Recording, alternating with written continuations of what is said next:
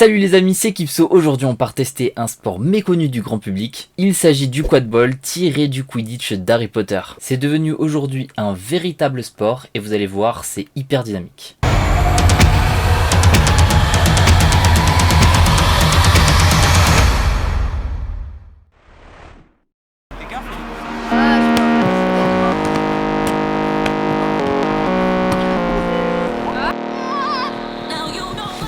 Salut Laetitia, du coup, est-ce que tu peux me dire à quel club on est et quel est son palmarès? Bonsoir, du coup on est dans le club des Caracal Lyon Quadball, qui est l'équipe de quadball de la ville de Lyon, qui a pendant longtemps été 3e de France, mais il y a eu du gros turnover sur les personnes jouant dans l'équipe et maintenant ça oscille selon les années.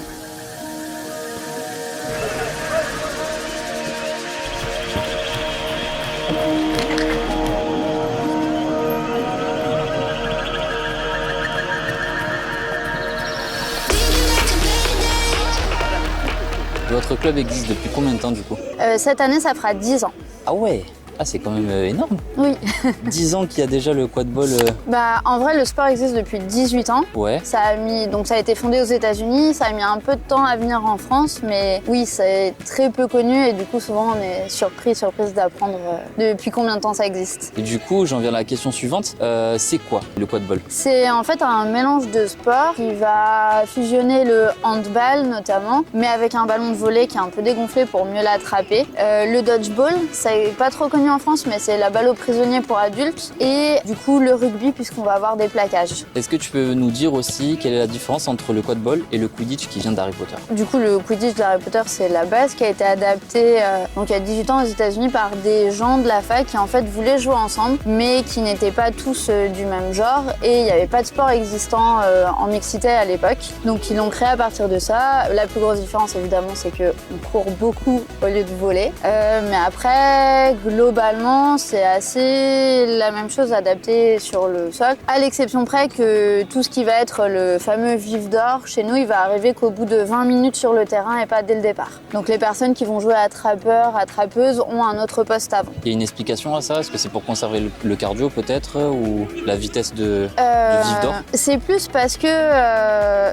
comme on vole pas, mettre un but ça va être plus long et en fait si on fait entrer le vif d'or directement, la personne qui a l'ascendant des points au moment de la capture gagne le match. Ah ouais. Donc ça pourrait faire des matchs vraiment très courts, on n'a pas le temps de jouer finalement.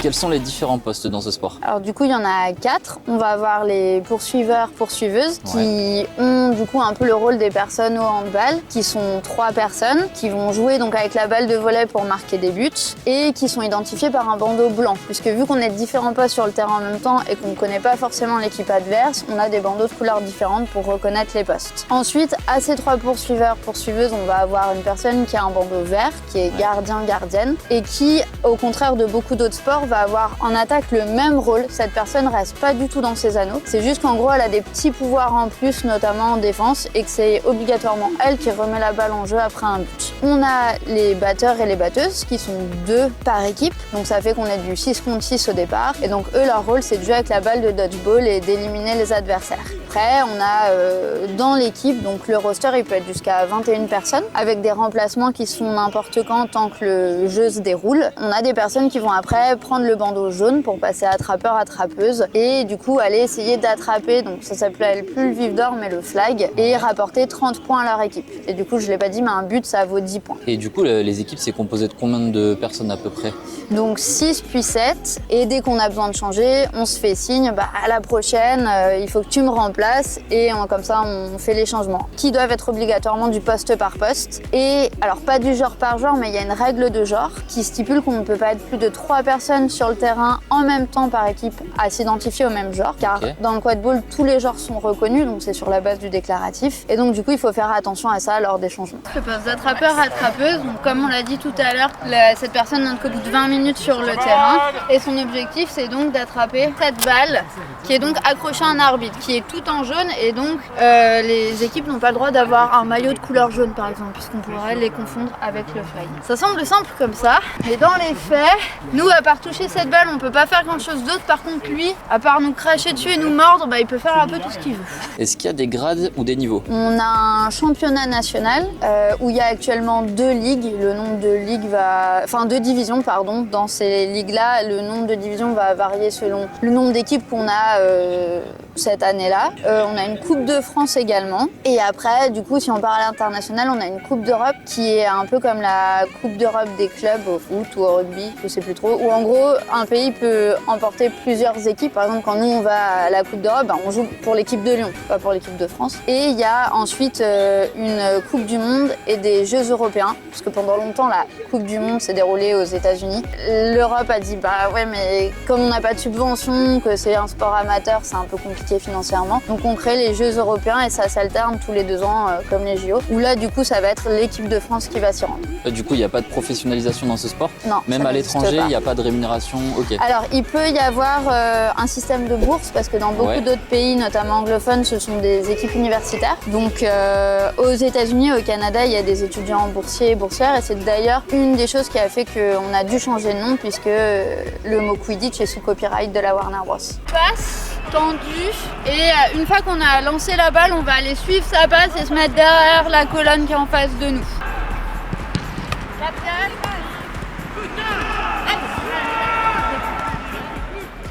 Si je veux faire du Quidditch, du coup, j'ai besoin de quel équipement? Vraiment une tenue de sport et des baskets pour commencer. Ouais. Après, on joue de plus en plus sur synthétique, donc des baskets ça va très bien, mais sinon des crampons parce qu'il y a quand même pas mal de changements d'appui. Et un protège-dents à cause des plaquages notamment, ou des contacts qu'il peut y avoir. En compétition, ça va être obligatoire le protège-dents et du coup un bandeau de la couleur du poste auquel on joue.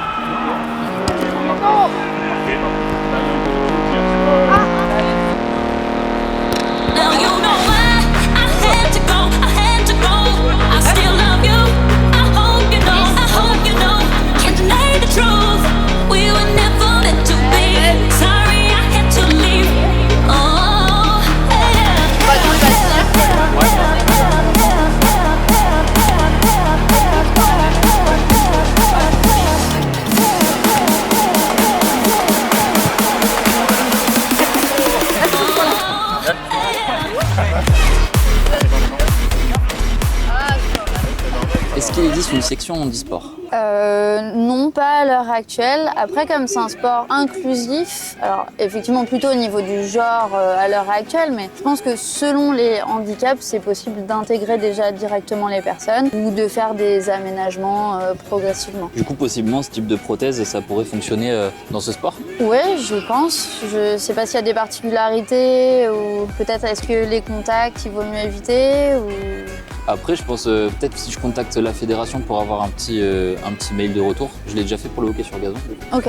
Mais du coup, je poserai la question à la fédération. Voilà le mail que j'ai fait à la fédération de quadball. Alors, bonjour, je me présente, Kipson amputé mi-tibial, jambe gauche, et je souhaiterais savoir s'il est possible d'utiliser une prothèse de course multisport, par exemple le Challenger de chez Autoboc, en compétition. Ils m'ont donc répondu, en termes de règles pures, les prothèses ne sont pas mentionnées dans le livre des règles de l'International Quadball Association. Il est cependant possible de demander au cas par cas qu'un équipement soit autorisé à la direction d'un tournoi ou directement à l'arbitre principal d'un match. En regardant quelques-unes de vos vidéos, je suis tombé sur celle où vous exposez votre prothèse à la fin. Basé sur cet extrait et ce que j'ai pu voir en ligne sur ce modèle, il n'a pas l'air tout à fait adapté pour un sport de contact où l'on ne porte presque aucune protection. Seul le protège-dents est obligatoire et les éventuelles autres protections ne doivent pas être trop dures. C'est surtout la lame qui m'inquiète un peu, je pense qu'elle pourrait potentiellement blesser lors d'un plaquage. Protéger la lame entièrement un peu comme vous le faites dans votre vidéo semble aussi une option. Et toi du coup tu pratiques depuis combien de temps? C'est ma 7e année là.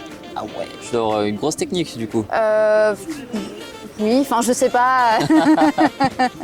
Tu fais des compètes un peu? Oui, du coup j'ai commencé ma première année au club de Limoges avant de déménager à Lyon. J'ai rejoint l'équipe de Lyon et l'année qui vient de passer, j'ai été en équipe de France B, puisqu'il y a une équipe A et une équipe B, enfin une équipe plutôt développement, avec un nouveau tournoi, la Nations Cup ça s'appelle, à Salou qui existe depuis 2 ans. Et sinon avec l'équipe de Lyon, oui de toute façon quasiment sur l'équipe là on doit avoir une 20-30 licenciés, on n'a que 4 personnes qui sont en niveau loisir et pas compétition. Ok.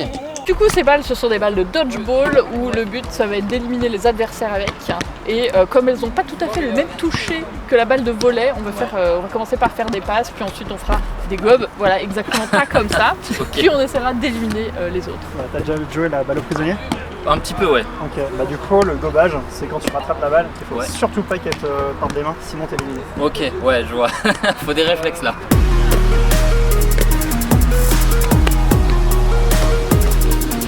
Et on est bien avec, maintenant on essaie de toucher l'autre et l'autre essaie de la rattraper sans se faire toucher. Ah ouais. Je me suis fait one shot. Qu'est-ce qui t'a attiré dans le quadball par rapport aux autres sports? J'ai jamais fait de sport co avant, hors ce qu'on fait à l'école. Très honnêtement, je suis arrivée au quadball parce que j'étais une grosse fan d'Harry Potter quand j'étais petite et que je lisais un site internet qui s'appelait La Gazette du Sorcier. Il y avait beaucoup d'articles sur le Quidditch moldu parce qu'en fait, le rédacteur en chef était un arbitre très connu de Belgique à ce moment-là. Là où j'habitais, il n'y en avait pas. Il a fallu attendre que j'aille faire mes études à Limoges pour que la dernière année se monte un club. Et j'y suis restée parce que ça m'a vraiment plu. Déjà, le fait d'être forcément en mixité et puis les interactions qu'on avait, le type de sport que ça pouvait être, ça m'a beaucoup plu.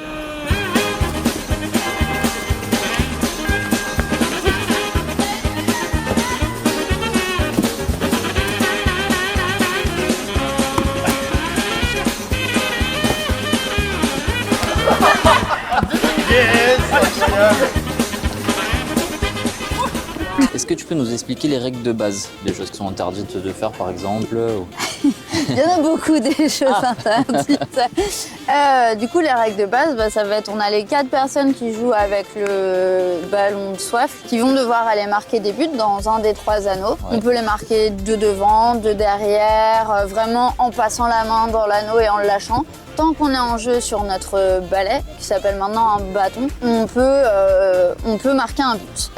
Du coup, les façons d'être éliminés du jeu, ça va être que les batteurs et les batteuses adverses nous touchent avec leur balle de dodgeball. Et là, à ce moment-là, du coup, on doit prendre notre bâton à la main pour montrer qu'on est en jeu. Et pour pouvoir revenir en jeu, il faudra retourner dans son camp, toucher ses propres anneaux. Tout le temps, on n'est pas en jeu, on n'a absolument pas le droit d'interagir avec les balles, d'essayer de bloquer des adversaires. Après, dans les choses interdites, les plaquages sont vraiment très réglementé. On n'a pas le droit d'entrer volontairement en interaction avec des balles qui ne seraient pas de notre poste. Il y a évidemment des limites du terrain à respecter, ce genre de choses. Et du coup, tout à l'heure, je disais que la personne bandeau vert a des petits pouvoirs en plus.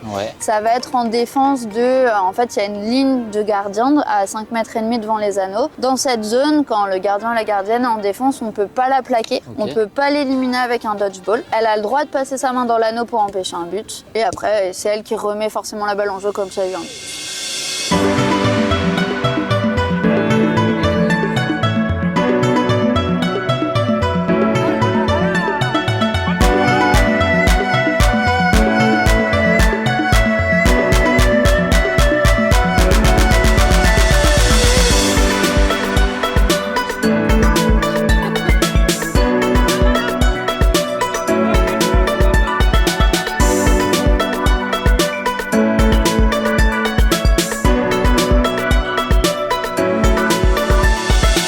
Un grand merci au Caracal de Lyon pour leur accueil, tous les liens du club sont dans la description. Merci également à la fédération de quadball pour leurs réponses rapides et leur partage, j'ai aussi mis les liens en description. Le quadball est adapté aux personnes dans ma situation, ça nécessite un peu de bricolage sur la prothèse ou de trouver une prothèse adaptée à la compétition. Si vous souhaitez pratiquer en loisir sans plaquage, le Challenger fera parfaitement l'affaire. Mais attention, vous manquerez d'accélération par rapport à une lame de course. En revanche, vous aurez d'excellents appuis pour vos changements de direction. Bref, le quadball est super dynamique grâce à son large panel de techniques et son nombre de postes. Le fait d'aller marquer sans être touché par un dodgeball rend le jeu très intéressant. Il faut vraiment avoir le regard partout. C'est un sport avec beaucoup de potentiel qui mérite d'être un peu plus connu aux yeux de tous, car en plus d'être ludique, il est très physique.